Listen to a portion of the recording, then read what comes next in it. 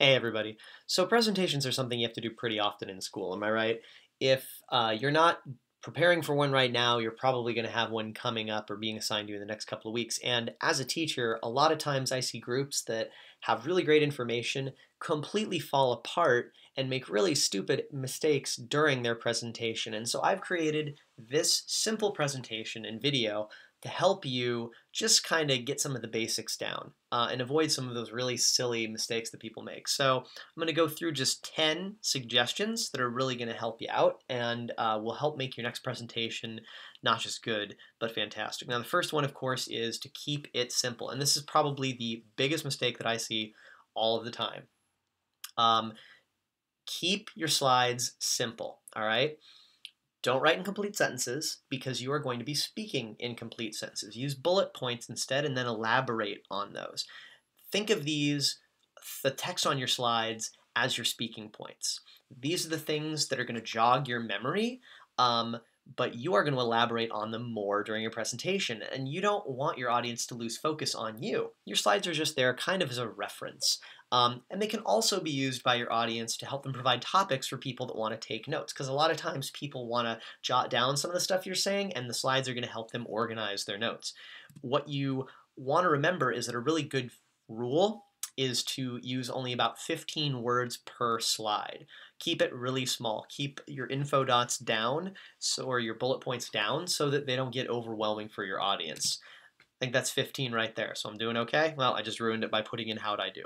But the thing that you do not want to do is overload a screen with text. There are a couple of reasons why you don't want to do this. The first thing is this is just overwhelming. People, their immediate reaction when they see something pop up on the screen is to focus on it. And if it's not something that they can digest really quickly, then you've lost them as they try to read it. In addition to that, it's going to tempt you to read off your slide, which is a horrible thing to do because you should be facing your audience and look confident like you know your information, not like you have to read it directly off the slide. Um, you don't really want to do that because then it kind of makes the audience question like, well, why are you up here anyways? If all I need to do is read the information on the slide, then, why do I even need you? And that's not really something that you want them to be thinking of. You want them to be concentrating on you and what you're saying. An idea or a good way of judging whether or not what you're putting on a slide is important is to think, would I want to write all of this? Is this something that if I was getting this presentation done to me, would I really want to have to write all this information? And if not, don't. Be nice, be concise, because you really want your audience to pay attention to you. And if they're writing all the time or reading all the time, they're not going to remember a thing you say. So keep that in mind. Think of your slides kind of like highlights, okay? They are not the information, okay? You have all of the information. You are going to share that through what you are speaking, and so they are more of like aids to help you explain the information that you have to share with them, okay? Without you, they're completely meaningless. Like, what the heck does this graph here mean? Without me explaining to you what this graph means, it has no meaning. Your slides are kind of the same way. I kind of think of the old Batman and Robin. Okay? You don't want to let your slides steal the show from you, just like Batman is the hero in the movies and Robin is his sidekick. That is the relationship you should have with your slides. You are the main attraction, it is all about you, and your slides are just there to back you up occasionally, right? You don't want them to upstage what you have to do, so keep them more in the background and keep them as a reference that you explain to the audience as opposed to the slides explaining things for you. Now, a lot of times you don't even need to use text. You can use pictures in place of text. You can use them as cues, in fact. It's pretty well known that a picture is worth 1,000 words, and that images stick in people's minds more readily than text does. An image, or if you connect an idea or a concept to an image, it'll stick with them a lot more, especially in a 30-minute or less presentation.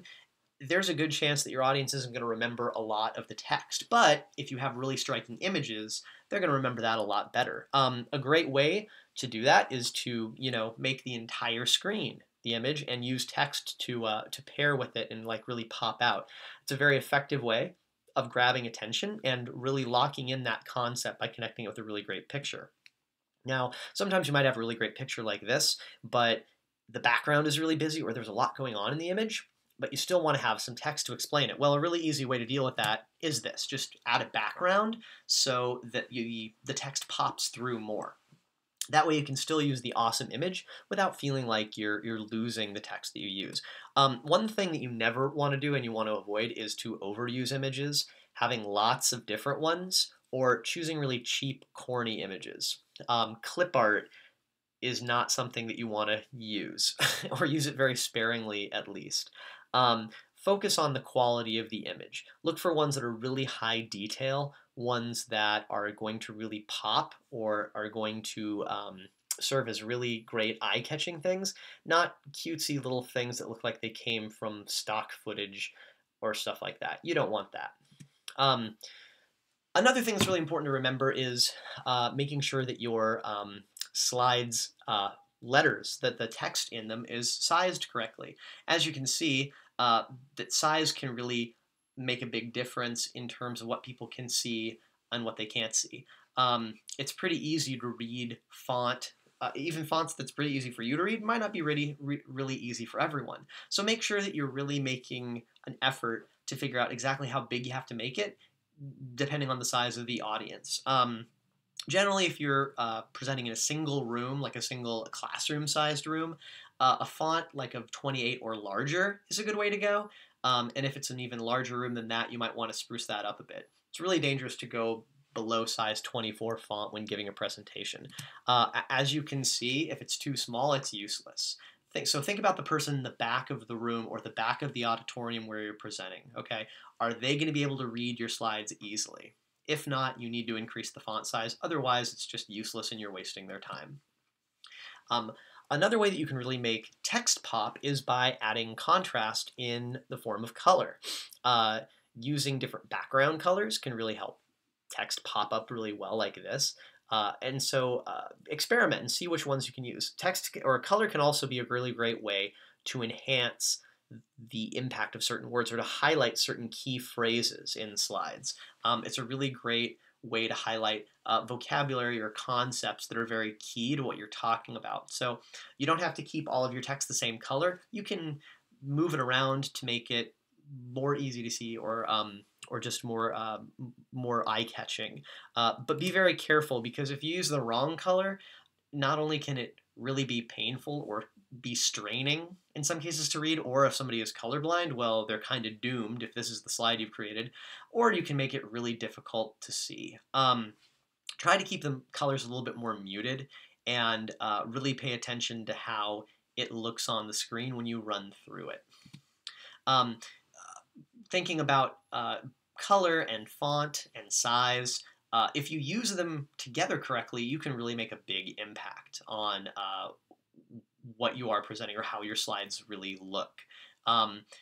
You can use all three of those things in combination to draw greater emphasis to certain parts. Sometimes it's really good to pick one color for emphasis or one color for bringing attention to people, and to keep using that color over and over again. And you can create a lot of really great style that's very striking by changing it up.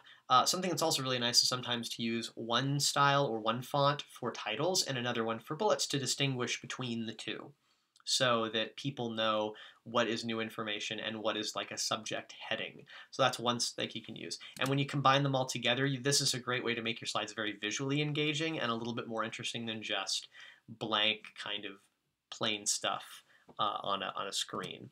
The one danger with this is that you overdo it. If you do it too much, then your audience will have no idea where to focus, or they will be focusing everywhere. And it's like filling a screen with text, which is the number one thing you should never do. But this is a very close second, that if you do too much in terms of design, or it gets too crazy with color and design, then you're going to end up with slides that just look like a clown made them. And they're going to be very hard for people to concentrate or use. You don't have to just have text or pictures. You can break it up and add other things to make your presentation more engaging. So for example, you can create some variety with your slides. You don't have to have just topic and bullet point like I have here. You can add quotes that can then be used to either lead into certain sections of your presentation or to just add some variety, maybe adding context to what you're talking about, like this one right here. It's a really great way of bringing in facts and things in an interesting way. You can also use animations, but you're going to want to do so sparingly. Some people find them very distracting, but if used every once in a while, they can help bring extra emphasis to things you're doing, or just break up the monotony of just things being on the screen. The same if you wanted to add video or GIFs or something like that. You could do that as well, but just use them sparingly, because if you don't, things can get a little bit crazy, and pretty soon your animations are just a distraction, especially if you use them too often. And then what people are doing is they're just kind of watching what your slides are doing instead of, again, watching you. And you want them, again, to watch and listen you, not just see what's on the screen. So don't go overboard with the animations. That's a really bad idea as well. In addition to using the presentation to engage the audience, you can try to get your audience more involved as well. And that doesn't mean you have to get them all to stand up and do the wave or hold hands and sing Kumbaya. Something else you can maybe think of doing is asking them a question. Is that something you could do? That's a great way of doing it. It could spark them, it could get them thinking about your topic, it could get them more interested, because the question could be something that you are going to give them the answer to later, and they have to pay attention to get it. Those are great things you could do. You could also poll the room informally, ask them what they think about a specific topic. And when you lead in to your presentation, you might want to start with a story or a hook of some sort. It's kind of like writing an essay. You want to begin your essay with a hook or a grabber. Your presentation should be the same way. Don't just jump right in to the topic. You know, kind of lead into it as a way to get their audience to make sure they're listening. If you just talk, there's a really good chance your audience is not going to listen. So make sure that you're constantly thinking of ways to engage them or get them interested in your presentation, especially if it's going to go on for a long period of time. Probably the most important thing that I can give you as far as advice on style goes is to never use the font Comic Sans. Just don't do it. Trust me, it's a bad idea. There are lots of other fonts. Use those instead. But number 10, and probably the most important thing, is to remember that you are the star of this. Your slides are not the star. Your presentation is not what people are there to see. They are there to listen to you. That's why your audience is there. Otherwise, they wouldn't show up if they could just look at your presentation. And the really big difference, or the biggest piece of advice that I can give in terms of what's going to make a good presentation a great presentation, is practice. A good rule of thumb is for every minute you spend making that presentation, you should probably spend at least 3 practicing it. You want it to sound polished. You want it to sound like you know what you're doing. You want to sound confident. You want to be able to hit those transitions well and know what's coming up, so it doesn't look like you're guessing about what's coming up next. The more you do that, the more people will want to pay attention to you. Otherwise, this is how your audience is going to look. So there you go. There are 10 tips for you on how to make good presentations better. Good luck with all that, and I hope your next presentation goes well.